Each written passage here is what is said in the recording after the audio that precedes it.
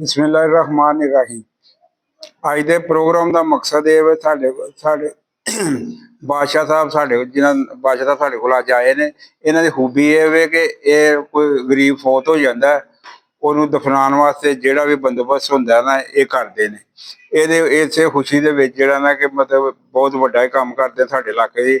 ਇਸ ਖੁਸ਼ੀ 'ਚ ਅਸੀਂ ਇਹਨਾਂ ਨੂੰ ਅੱਜ ਦਾ ਪ੍ਰੋਗਰਾਮ ਦਾ ਮਹਿਮਾਨ ਖੁਸ਼ੀ ਬਣਾਉਂਦੇ ਹਾਂ ਔਰ ਇਹਨਾਂ ਦੀ ਨਿਗਰਾਨੀ 'ਚ ਰਾਸ਼ਨ ਤਕਸੀਮ ਕੀਤਾ ਜਾਏਗਾ और इंशाअल्लाह ताला साड़ा प्रोग्राम अगों भी चलेगा।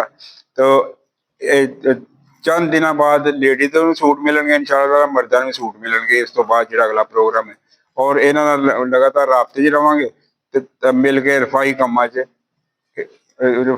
मिल के रफाई काम करांगे। शुक्रिया।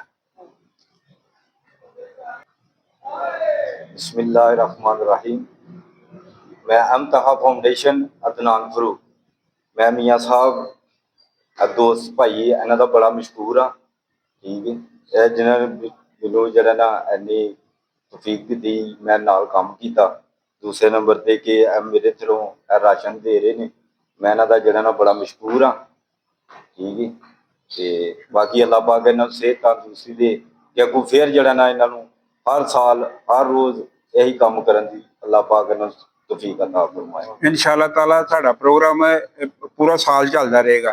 ये इंशाअल्लाह ताला असीं कोई बच्चे पढ़न वाले ने उन्होंने वास्ते कुछ ना कुछ करांगे। और दूजा साढ़े को एक पैकेज है, अगर कोई औरतें फैक्ट्रियों में काम करना चाहती हैं तो उसके लिए हम करीब से करीब उनके लिए जो करीब फैक्ट्रियाँ हैं उनमें उनके लिए जगह का बंदोबस्त करेंगे। वो हमारे पास जो भी हों जो नौकरी करनी है वो नाम दर्ज कराएं, इंशाल्लाह उनका भी ये भी काम करेंगे। और इसके अलावा कोई भी हो काम वो 8 से लेकर 9 बजे तक हम बैठते हैं, उस वक्त रब्ता करें। शुक्रिया।